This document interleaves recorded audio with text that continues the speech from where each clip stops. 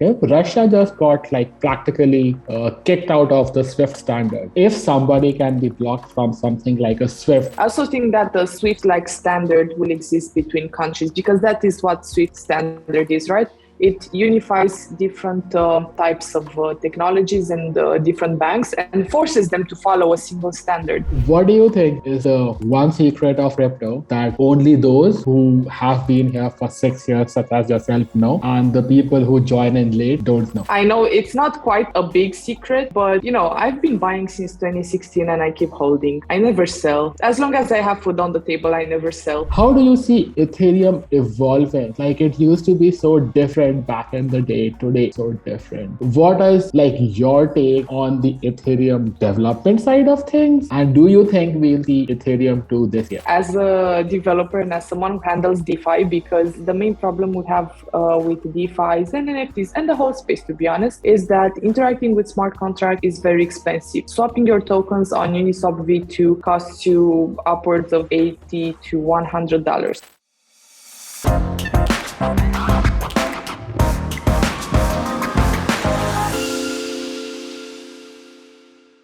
So hello and welcome to another episode of the HackerNoon Podcast.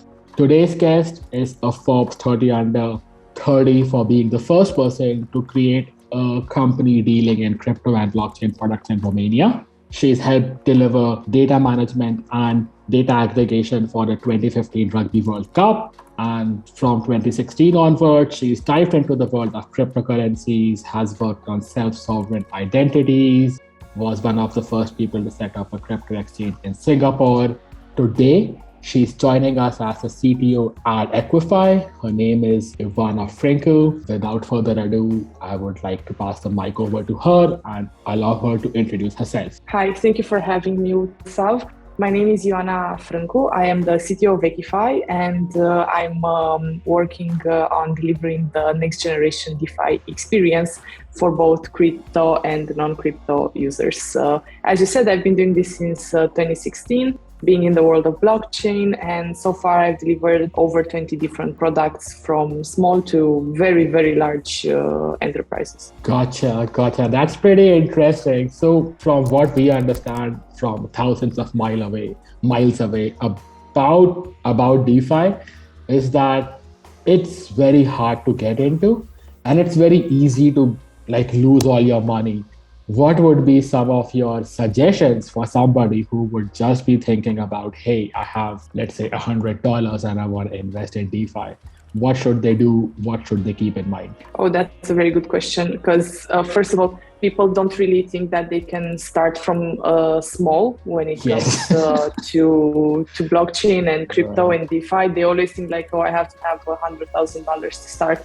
I would say that one very important thing is to take very well care of your assets being cryptocurrencies. So my suggestion always for anyone new to crypto is to use a hardware wallet, first of all. So you have different types of people. Some that will just buy crypto and hold it, which is a very good thing to do. You can be in there on the long run. And in this situation, I suggest buying a hardware wallet. There are multiple options out there. There are Trezors, ledgers, and other different wallets that you can choose. They mostly do kind of the same thing. You don't need to get a very specialized one. And on them, you can keep your crypto. Another important element is to not lose your private keys. So every wallet has a private key that you will, in the case of a hardware wallet, you'll write on a little note.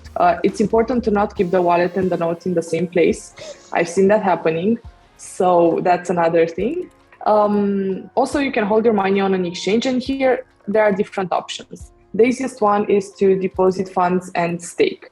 If you stake your tokens, basically staking refers to the fact that you will put your tokens into something similar with a deposit on an exchange, and basically you will receive interest for your tokens. That's a good option to place your funds without having to actively take care of them. So these are more passive methods of handling your funds. Also, you can generate yield on them by placing them into onto decentralized exchanges, but that's a more of an advanced kind of move after you have gone through the rest of the stages. And for example, us at Equify have a product called Yield Aggregator, which does this for you instead of you having to put your funds personally into each liquidity pool and do research and stuff like that. So I suggest getting some documentation on the products that you use. Make sure that they have licensing and they're authorized to handle your money, because even though we as crypto natives are libertarian, it's important to have your funds safe, especially if you're new to this. And also invest as much as you can afford to invest or to buy crypto. If you have all your savings, like $10,000, don't put all of that money into a single place. Don't try to get yourself into a place where you basically risk losing your money, and don't go to dubious places investing. You should always invest your funds in something that's recognized, a good brand, backed by a bank, backed by a financial institution, and also be able that you can get those funds out. There are also applications which let you buy crypto, but they will never let you withdraw that crypto from them. So that's also an important thing. There are apps that, are fintech apps basically, where you can buy Bitcoin, but you'll never be able to withdraw that Bitcoin. Basically, you are buying a financial instrument. So make sure that the crypto you're buying is actual crypto, where you're storing it is a good and safe place, and the applications that you are using, if you want to stake or make deposits and stuff like that, are actually legit, basically. Some very solid advice over there. I had a question about where you say that it is backed by big names or whatnot. You must have seen what happened with MetaMask the other day. They just blocked all Venezuelans. The same thing happened at OpenSea. They blocked all the Iranians, or as the West calls it, Iranians. So you don't even have to live in Iran to get blocked by them. There was this huge NFT influencer of sorts from Iran who had been named as some of the NFT people to watch out by the OpenSea people themselves about a month ago. And just about yesterday, they blocked her from the platform. All her assets are gone. She cannot say anything. So is that something that we can solve while having those big names on board? Because big names are always going to go for regulation. The small names, they can be away from the regulation. So they could be more libertarian, as you say it. But what's the trade-off? This is why I always suggest hardware wallets. No one can shut down your hardware wallet. So if you hold NFTs, don't hold them into your account on a platform.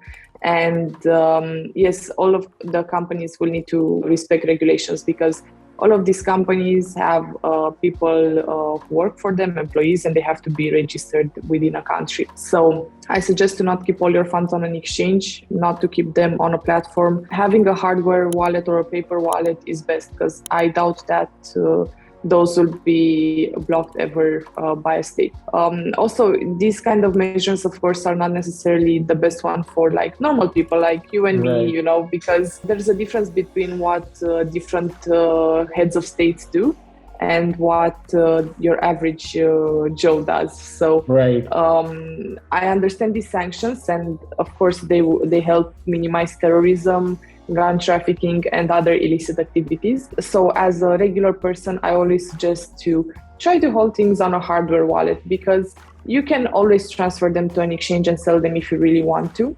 But holding them in your wallet is the best thing ever.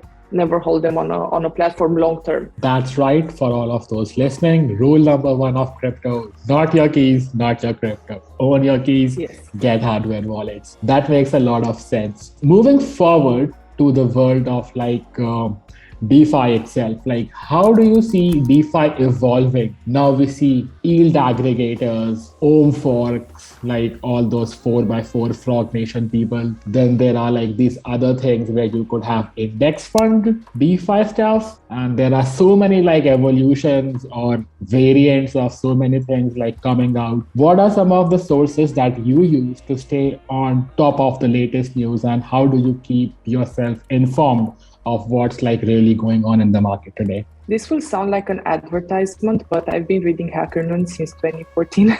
So I've been, ever since I had a job in the IT industry, when I found HackerNoon, I started reading it, I think around 2014, 2015.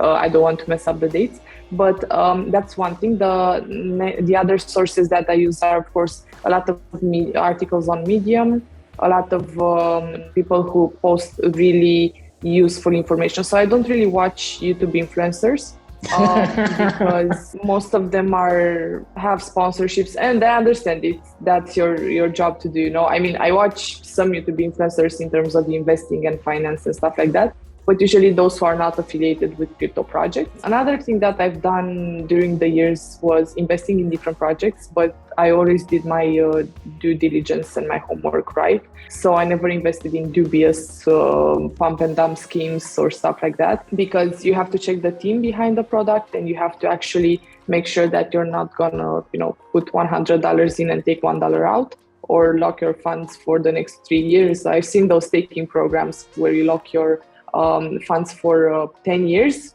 for one project, and I was like, 10 years, that's insane. Like, there are so many startups that don't survive that 10-year threshold. It's okay to have them like 1 year, 1.5, but 10, it's insane. So yeah, I would say I watch some newsletters. I try to keep myself up to date with regulations. That's one very important aspect of my day-to-day job.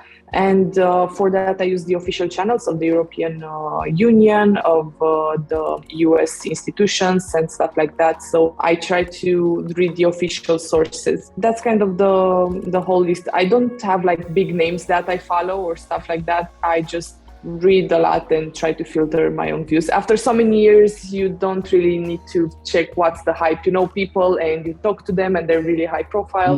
They tell you things and you basically have your own network. But for someone new to crypto, like someone who needs to find reliable sources, I always recommend websites like HackerNoon, some Medium bloggers, but people who are really well known with a big following and who have like a track record of writing things, because no one can predict the market. No one can know what the BTC price will be. Even if I see vlogs like BTC getting to 100,000 or 300,000, none of us is Nostradamus, and we need to filter things. And of course, investments are done in the long run. The only moment when you lose is when you get out of an investment. So that's one very important aspect to have in mind. And reading specialized people who actually have a track record of good quality information is crucial. Because you would see a lot of chatter on Twitter and it becomes very overwhelming very fast. So glad that you named HackerNoon. I didn't plan on this, but thank you for saying that. Made my day. Moving on to the Ethereum side of things, how do you see Ethereum evolving? It used to be so different back in the day. Today, it's so different. What is your take on the Ethereum development side of things? And do you think we'll see Ethereum 2 this year? Ethereum 2, this wonderful thing that keeps eluding us. I am really looking forward to Ethereum 2 as a developer and as someone who handles DeFi, because the main problem we have with DeFis and NFTs and the whole space, to be honest, is that interacting with smart contracts is very expensive. Swapping your tokens on Uniswap V2 costs you upwards of $80 to $100. Wow. This is quite high, and especially if you want to invest $100, you don't want to pay $80 in fees, right?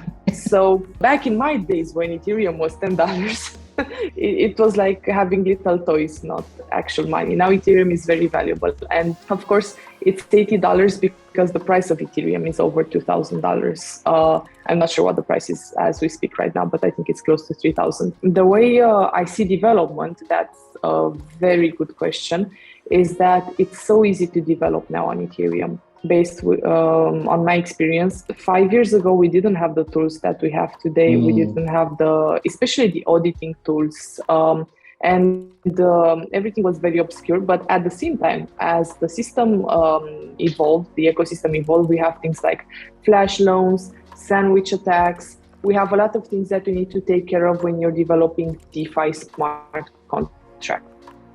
So auditing has become a very lucrative business. But unfortunately, the auditing quality in the industry is quite low. So it's good to try to work also here with big names, and to also have your own developers who actually know what they're doing. I see a lot of random blockchain developers popping up, people who didn't do any other types of software development before. And that worries me, because you are dealing with people's money. As smart contract developers, we are dealing with custody. And you can, even if it's Ethereum or Bitcoin or whatever coin you have, this is people's money. They have put real dollars in or their currencies to buy these. And you cannot afford to lose them because you didn't pay attention to critical errors in your smart contract.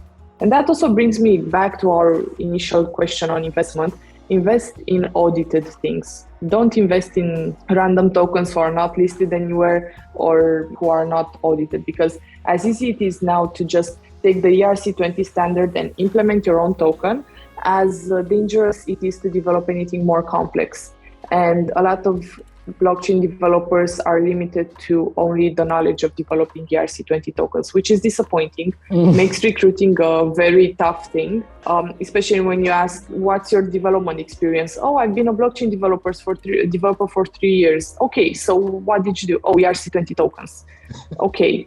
Get out. But yeah, you're like, what did you actually do, So the ecosystem has evolved a lot. I love seeing that there are more and more people involved.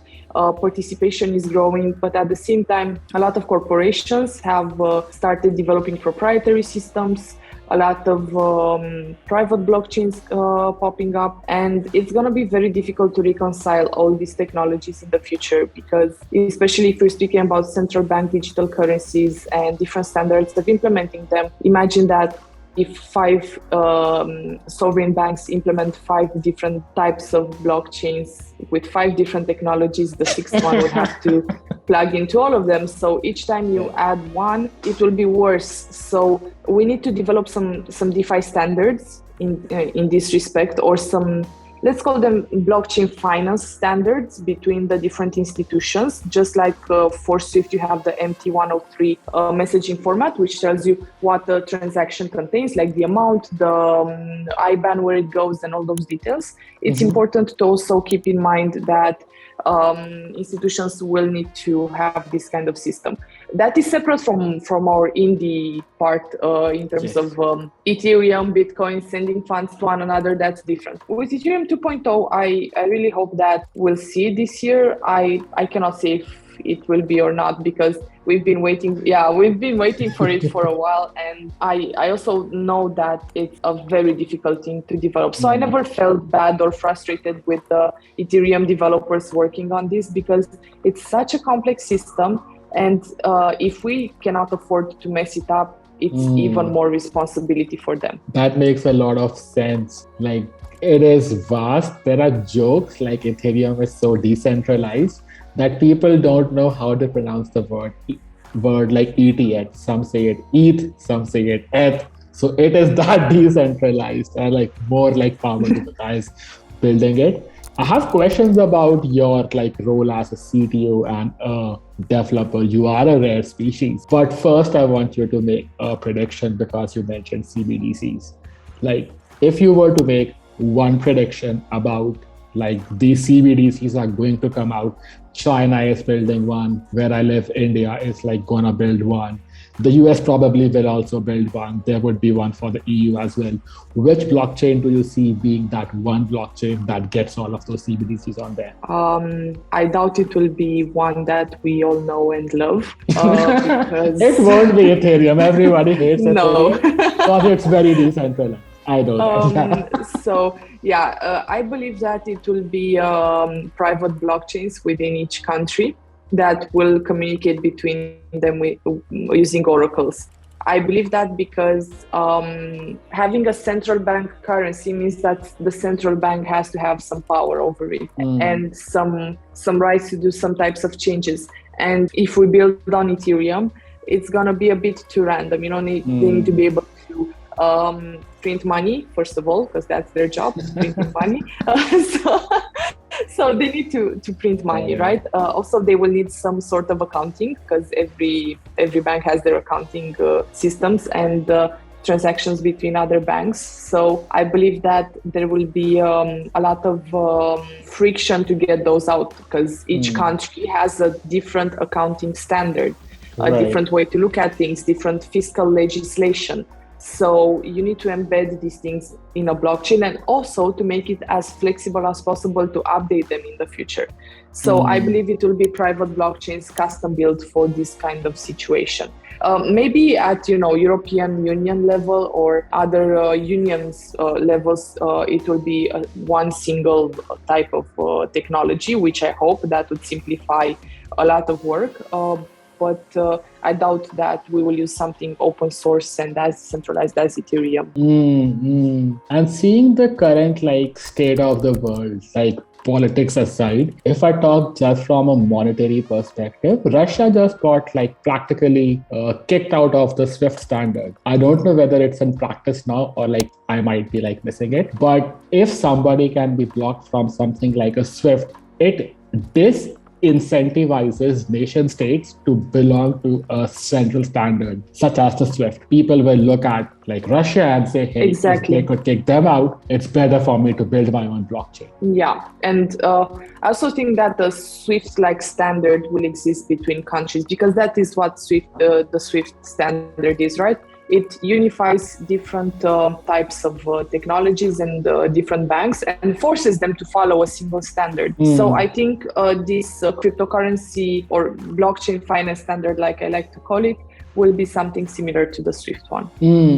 But then it would be harder for nation states to be removed from such a blockchain system, right? Because you would need you could actually remove them, because you need 50. You could embed the governance. Yeah, you could embed the governance rules and do that. So the possibilities are limitless. Unfortunately, I'm not a financial expert as I finished electronic engineering in college. So I believe that the actual people working in the central banks definitely know a lot more than I do on what rules need to be respected. But from a technology perspective, if I were them, I would go with something custom, because I think that's the healthiest way to develop as a state. I know this doesn't sound very crypto or very blockchainy, but at the same time, I think it is important that nations, keep their sovereignty, keep their standards, respect the legislation they have, and if we don't like living there, we can always move.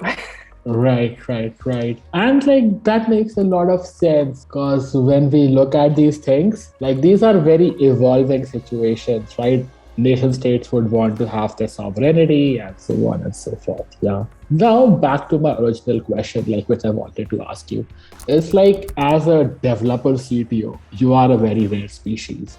So what does your day look like at Equify, and how do you deal? Because what I know about programmers, I am not one, but what I know about programmers is that you guys get in the zone and then you start programming and do not stop for 5 hours, 6 hours, 7 hours, whatnot. So how do you deal with that as a CTO when your Slack or phones are ringing off the hook from 20 people who want you to make a decision? How do you balance that? So unfortunately, I do not code anymore. Exactly because of that. So my specialty is data management and machine learning. In blockchain, you cannot really do that much. But where I get involved, and I think the CTO value is, so to say, is in the product architecture, how we want it to work, how we want to match the business and the technology for our users, and how we can bring actual value to them. How do we structure things? What kind of technologies do we choose? For example, do we choose to go with a type of cloud provider or with another? Do we choose to use a type of blockchain infrastructure or another? These kind of decisions are important. Whenever I hear that a company as big as Equify, because we have over 20 technology people in our team working. When I hear that their CTO still codes, I get worried because the CTO is there to make decisions, Right. And you cannot make sure that you have made the right decisions every day if you keep your head in the code. This is why you have other people doing that who are just as valuable. I don't want to minimize anyone's contribution to anything. It's important to have a very strong team who understands why you need to launch something at some point. Why does it have to look in one way and not another? And as a CTO, you need to first deliver, and second, prioritize, because the business always wants everything at the same time. But you cannot clone all your people, and also developing too many things at once will cause a lot of chaos and problems, because things will break and you will not know where they broke. So my day basically starts quite late. I have to say that I wake up at 9. I don't wake up at 5. I'm not the CTO that, goes out for a run and stuff like that. But that's also because it usually ends at around midnight. As we are a decentralized team, I'm based in Bucharest, and part of our team is in the US, part of our team is in the UAE. So basically, I have to match all these time zones and to be in meetings. I try to do deep work as much as possible. So, actually drafting the specs, making sure that everyone knows what they're doing. But I'm also very lucky that I have a team of very senior people, highly skilled, who actually do their best. It's a rare situation. Usually it's very difficult to find them. And the fact that I was able to source such a great team has been quite an achievement. So I answered to a lot of emails lately, especially about, financing, reporting, and all of these things that are happening in the world and how do we tackle them. I have a lot of meetings. I think I have between 25 and 30 hours of meetings per week. So I have a bit of a Zoom fatigue, and I understand if someone is tired from Zoom calls and from meetings. And I also try to shield our developers from meetings as much as possible. So they have 5 hours of meetings per week. And I think that's important. As a CTO, you need to protect your team, divide work as well as possible, not overload them, and also not disappoint the business. So you need to have a very good balance between these things. You don't want to disappoint, but you also don't want your developers to be frustrated, because they're handling money at the end of the day. And they need to have a clear mind when they're implementing different algorithms. So I try, to split these things as much as possible. And so far it's going pretty well. But definitely working from home in a decentralized team is very different from having a team in the office. Also a bit better. We're fully decentralized in the technology team and in the whole team, actually. So everybody works from their home. And I think this brings better understanding between people, because they have to communicate via Slack or via other systems and to understand each other's issues and problems. And it also gives them flexibility in their schedule. I don't try to force people to stay at work between 10 and 6, because we don't measure as time on the chair. We measure delivery. And I'm not there to supervise their number of hours, while I'm there to make sure that they deliver on the things we promised together.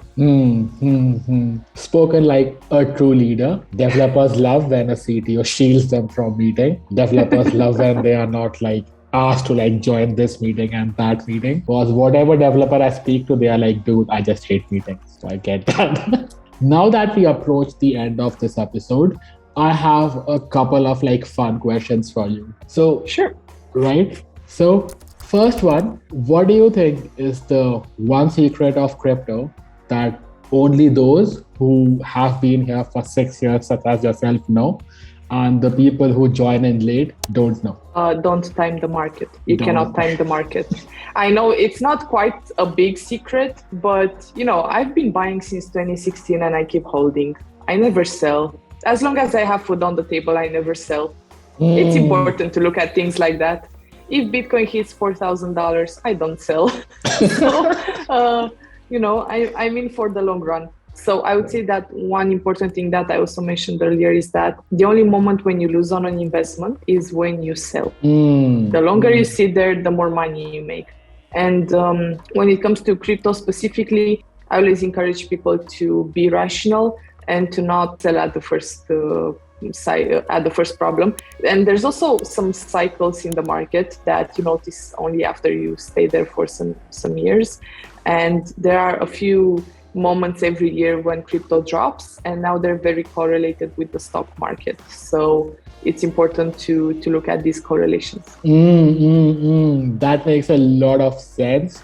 Time in the market beats timing the market. I get that, yes. Right? Yes. The next question is that crypto goes 24/7, right? There are no downtimes. It's always on. Whatever could be happening in the world, crypto keeps on moving, right? Yeah. Whether whether going up or whether going down. So how do you deal with it? Like, how do you have a personal life while having like crypto on the side? I just don't open CoinMarketCap. How do you do I that? just don't go there. It took a while.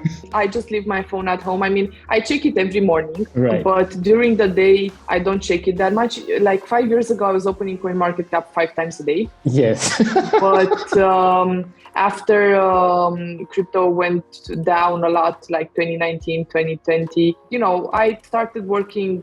I was a bit of a workaholic, and I still am. So I just had so many things to do that I didn't open it. And of course, I knew the price of crypto, like, the average and stuff like that. And as I said, since crypto can go very, very low and I'm still in the green, so I don't worry that much. But I think that's valid with every investment. If you check it more than once a day, you have a problem. It's like a gambling problem and you need to see someone. This is very serious. I know I sound like I'm sending people to the therapist, but it's important with any investment. Even if you buy like stocks or crypto, just don't open your phone every 5 minutes, because you have a life and you have a job and you're not a day trader. So you shouldn't do that. And during the weekends, actually, I just don't open it. I just go to the spa. I just do something else. And I think that if you have the urge to do this, you need to find some things to do, like some hobbies or something else that forces you to not have your phone in your hand, because you become compulsive,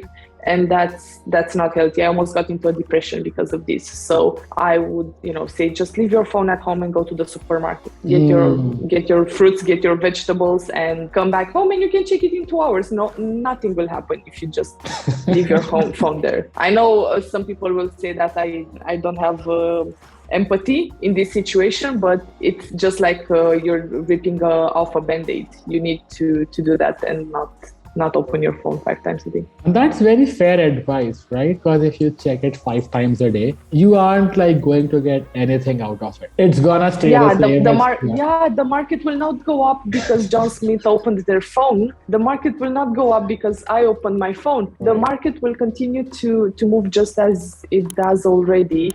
And you opening and closing this doesn't make sense. Of course, you need to pay attention to the news, like, when Netflix reported incomes and that generated a sales signal. It's good to look at the news because you know that you need to buy. But at the same time, people will look at the news and they will say, I need to sell. So it's important to be as rational as possible. And this goes hand in hand with the advice I gave earlier, which is invest what you can afford. Because the moment when you invest what you can afford, you don't feel the urge to check it every time, because your life really does not depend on this. And that's very important. Right. Do you think that these social media influencers are to blame for such a thing? Because what do most people spend the most of their time on? It's social media. What do they see over there? Influencers with their Lamborghinis or their big houses or whatnot, and saying, hey, I made that money in 3 months. I don't think they're to blame, to be honest, because you need to pass everything through your own personal filter. And I'm happy for those people. They made a lot of money and they're an example to others. They can be seen as inspirational. They're just doing their job. Being influencer is a job to them and a business. So I would say that they're not to blame. The only thing that is to blame when we start being so compulsive about this is our own brain. And we need to re-educate ourselves, because one guy or a girl made a lot of money and they have a Lamborghini. I'm very happy for them. I don't have a driver's license, so I can only admire them. But at the same time, I shouldn't blame someone else because I'm compulsively obsessing over my investment. Gotcha. Again, some very solid advice. We are responsible for our actions and shouldn't look at other scapegoats. And I learned that Ioana has a huge faith in the human intelligence. Because people are people, they will make mistakes. But yeah. I have to, otherwise, hope dies last. So, and also, we need to make sure that we see these people as examples, good or bad. Depends on what we want to extract from there. So I also have some influencers that I look at and I'm like, this is not okay, but the very specific obscure cases. So I wouldn't go if an influencer tells me to buy token number whatever, or to invest randomly in something. I wouldn't put my money there instantly. I would do my own research, which is an advice I give to everybody, because everybody asks me, oh, have you seen this token? I want to invest in it. And I'm like, no, I have not seen it. If I work in crypto, it doesn't mean that I know all the tokens that are all obscurities that are launched on the market. They're like, yeah, but a lot of people are buying it. How did you not hear about it? Well, I'm actually doing my job, building things, which does not give me enough time to check all the scam tokens that are sold online. That makes sense. And with that, I'd like to call this a wrap. Do you have any closing messages for the HackerNoon listeners? Well, first of all, I'm really happy for you guys if you end up checking this video, and if you read HackerNoon, keep doing it. And whenever you want to learn about crypto, do your own research and try to not learn from people biased from different projects. Invest your money with a lot of thought, and make sure that you choose the best products on the market, preferably bank-backed or authorized or licensed in jurisdictions that you are familiar with. Gotcha. Thank you, Ioana, and we hope to see you again. Thank you very much for joining the HackerNoon podcast. Bye-bye. Thank you too. Bye-bye.